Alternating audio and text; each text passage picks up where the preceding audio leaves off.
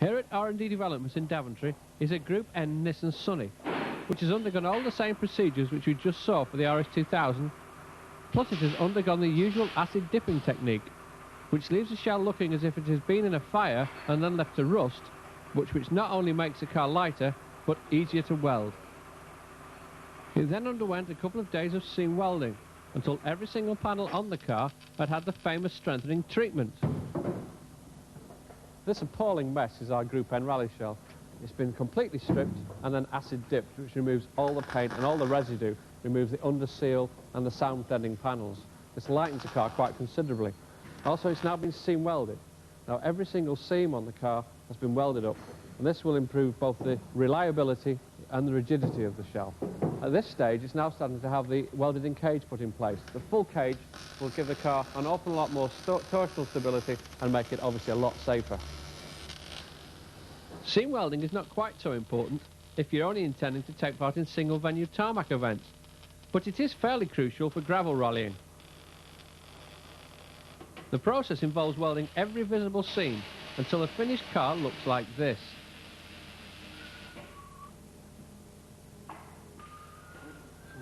Again, if you're only intending to have fun rallying, a bolt-in cage is perfectly adequate.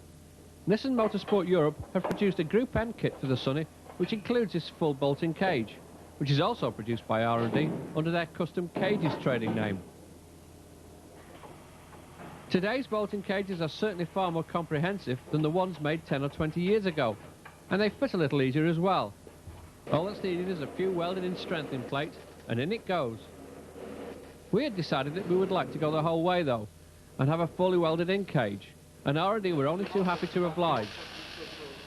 Just how long does it take to fit a cage nowadays, and why are they so strong? The time taken to weld a cage in is probably about 2 days, but to actually make the roll cage in the first place will maybe take us a week of solid work just to get the parts ready to put into the car.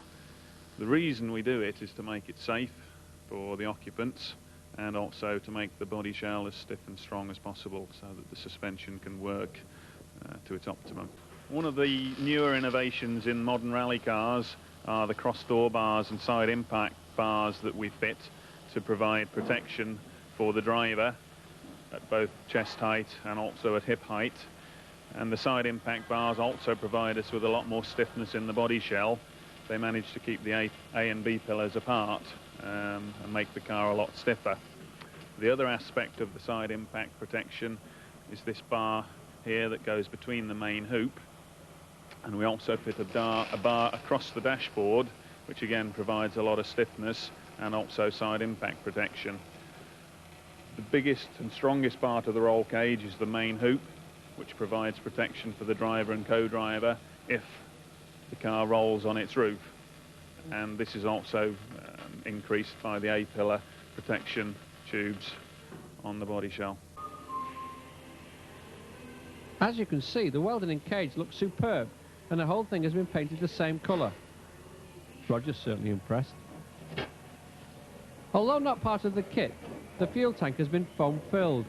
This prevents the fuel from sloshing around in corners, and in some cars has to be done in order to eliminate fuel surge, although this isn't a problem on the Nissan. Look at this. Even so, you don't want weight moving around in the back of the car.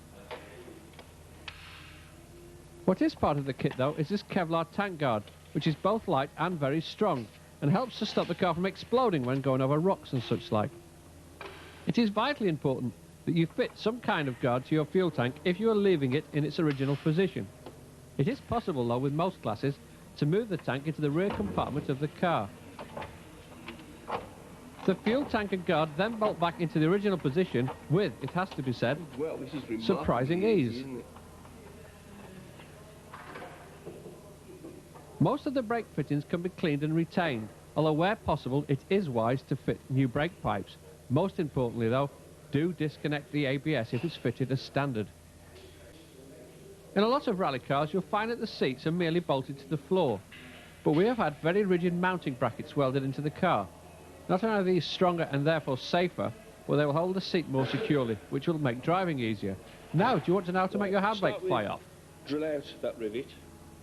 That releases the pawl. Weld a piece onto the pawl itself, and then this rod which is connected to the button, has to be bent from this position to this position. Weld the rivet back in, and away you go. Then you have to refit it, of course. Now let's look at the right way to fit your seat harness lumps. It's a good bit of thick metal, isn't it? But down of everything.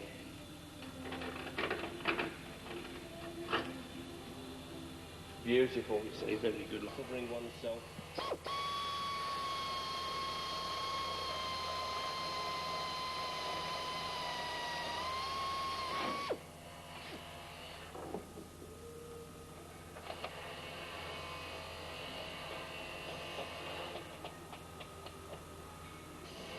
Sexy those, aren't they?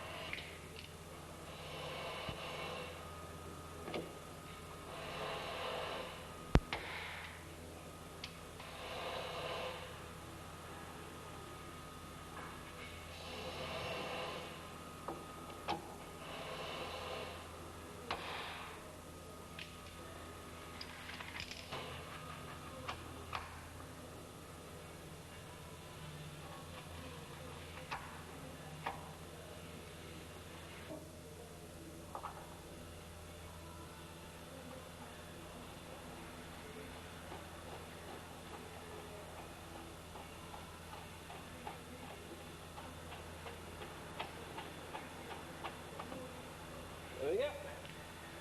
Not tight, but it's... I felt that it wasn't necessary to commentate on that, as you can quite clearly see what was being done. But Kevin did ask me to point out that it is best to then weld a bracket in position as well as riveting it, just to be sure. If you're lucky, most of the standard parts off the car will clean up well, or if necessary, paint them. They can then simply be bolted back on. Use new nuts and bolts if you can afford them, as it makes a car easier to repair on events. And copper slip them wherever you can as well.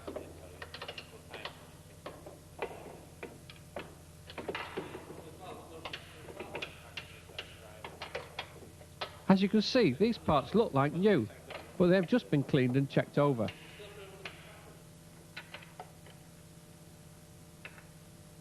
Well, perhaps you're getting complacent. The Nissan kit includes a full set of replacement bushes. As you can see, 2 of them have been used on the steering rack. There are bushes for the steering rack, engine mounts, as well as anti-roll bars and all the suspension links. You can get replacement bushes for most cars, and they're extremely useful as they stop things from moving about excessively like engines and gearboxes.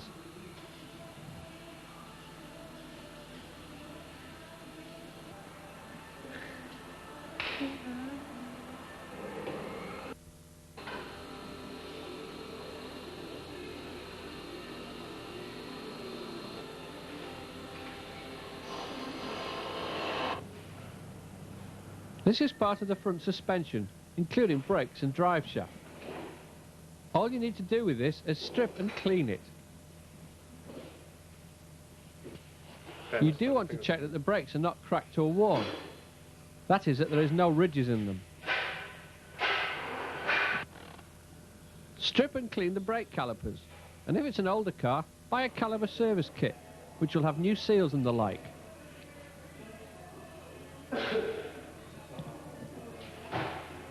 If your suspension cleans up well enough, with the Nissan kit, it's as easy as this to fit the rear suspension bushes.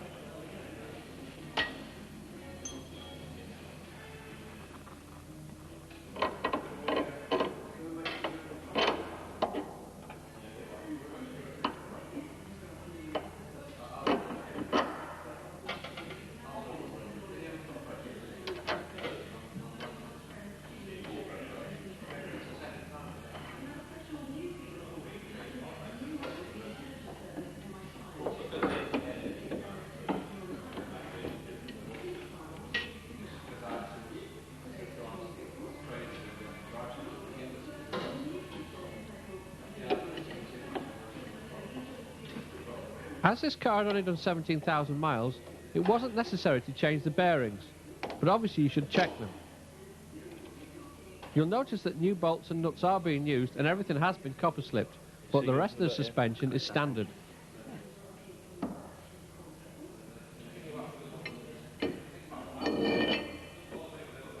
Then the cleaned up brake assembly is put in place.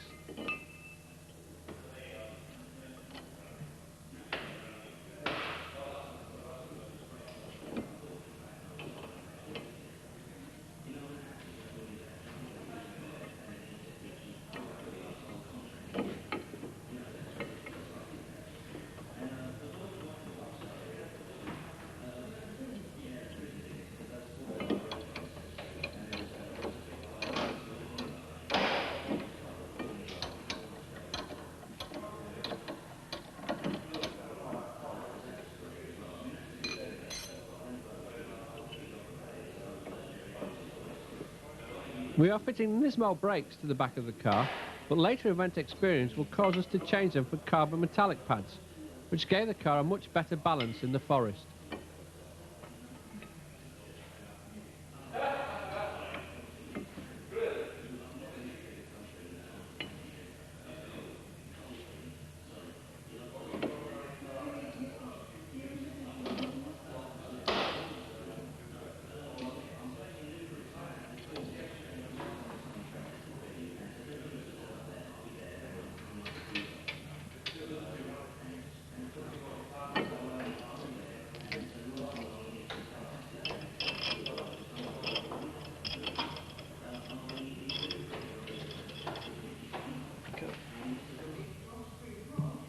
Kevin is now fitting the plumbed-in fire extinguisher, which the Group N regulations require.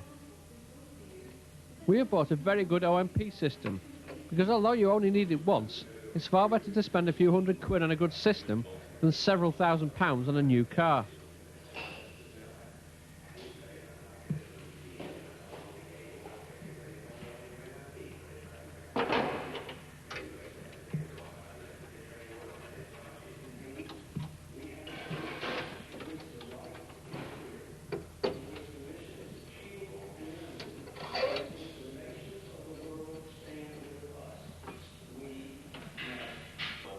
This is the first Group N Nissan that's been built without any plan.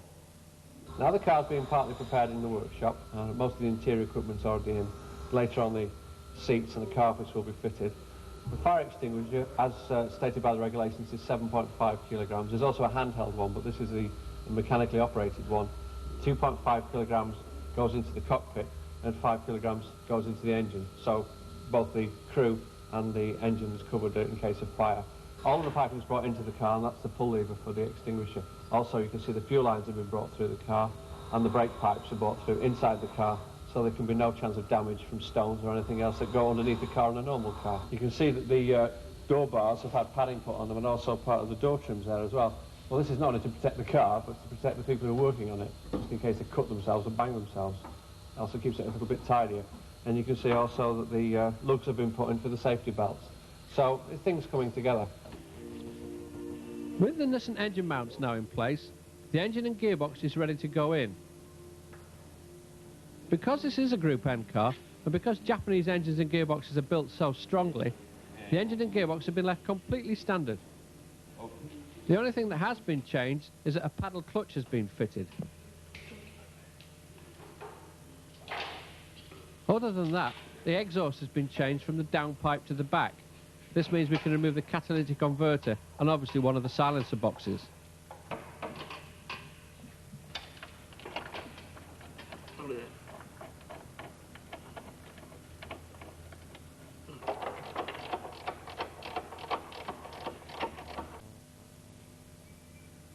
Our suspension is now only waiting for the dampers and springs to be fitted. But of course they're a very important item. One of the most important things in making a car handle properly, needless to say, is the shock absorbers and springs.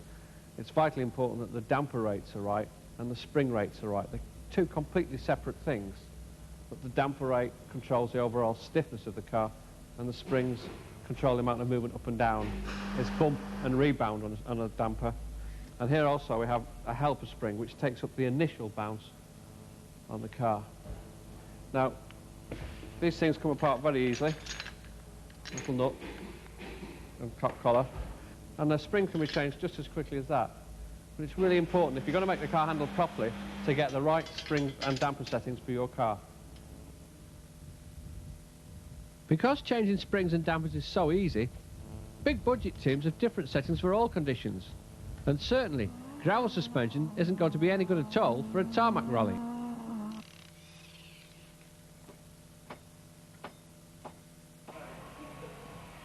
The gravel suspension that is being fitted to our car is based on the settings that are on the Group A Formula 2 cars that Nissan already run. Produced by Pilot brands, the Bilstein dampers are fitted with IBAC springs and cost about £2,500 for the set of 4. So let's hope that they do the job okay.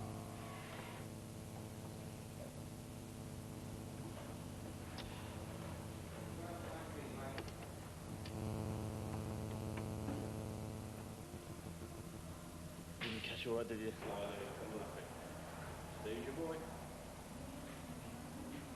This is one of the few areas that every car can be made equal, as long as you've got the money. Now it's time to refit the windscreen. I'm told that the windscreen helps to increase the rigidity of the shell because it's bonded in place. Somehow, I think I can guess which will give way first in the event of an accident.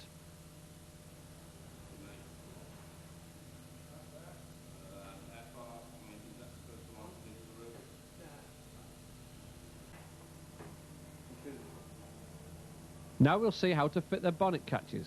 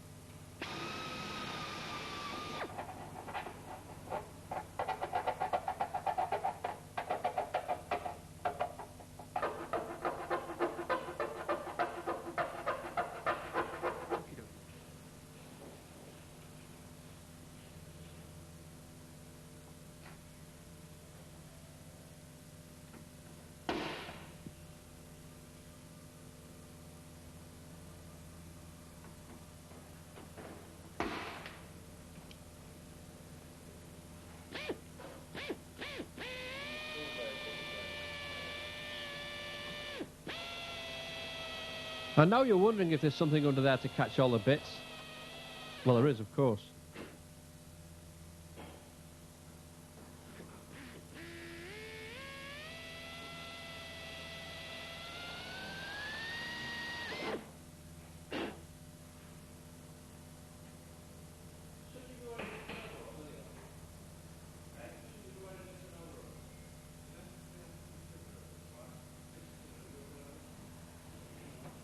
Then you can get the proper result. I wouldn't go as far as to say that.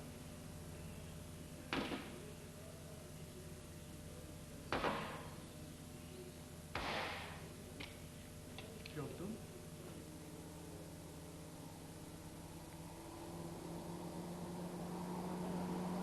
One thing that all rally cars must have is a strong sump guard. Look at the one on the bottom of this Mini. The Nissan one's fitted with a really strong bracket.